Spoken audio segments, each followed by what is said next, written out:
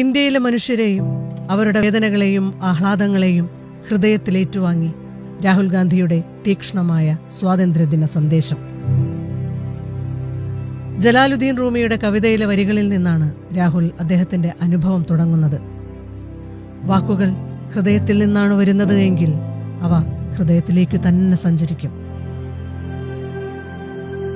കഴിഞ്ഞ വർഷം 145 ദിവസങ്ങൾ ഞാൻ ഈ മണ്ണിലൂടെ നടക്കുകയായിരുന്നു. കടൽ അതിരിടുന്ന ഒരറ്റത്തു നിന്നാണ് നടന്നു തുടങ്ങിയത്. ചൂടിലൂടെയും പൊടിയിലൂടെയും മഴയിലൂടെയും ഞാൻ നടന്നു. ഒടുവിൽ പ്രിയപ്പെട്ട കാശ്മീരിലെത്തി.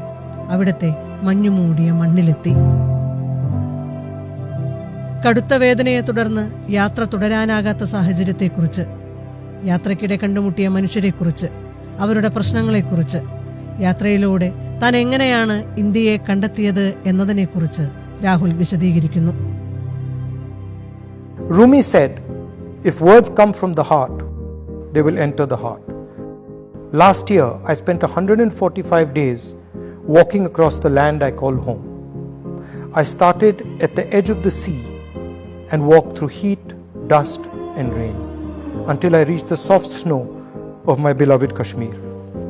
I wanted to know precisely what it was that I loved. Was it this land? Was it a people? Was it a set of ideas? Almost immediately after I began walking, my knee started to pain. Like a hungry wolf, it would follow me everywhere I went, waiting for me to stop. And then I started to notice something. Every time I would think about stopping, every time I considered giving up, someone would come and gift me the energy to continue. Once it was a lovely little girl with a beautiful letter. Another time an old lady. Then a man who suddenly ran up to me and hugged me. It was as if a silent energy kept helping me. There was always a din in the space where we were, with loud slogans, clicking cameras, and people pushing and shoving. Then one day, I felt a silence I had never felt before.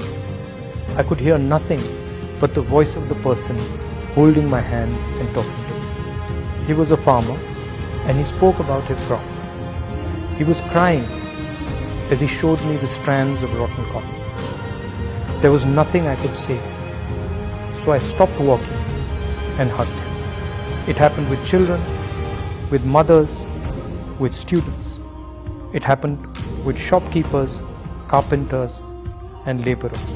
It happened with soldiers. Now, I would almost never hear myself or the crowd.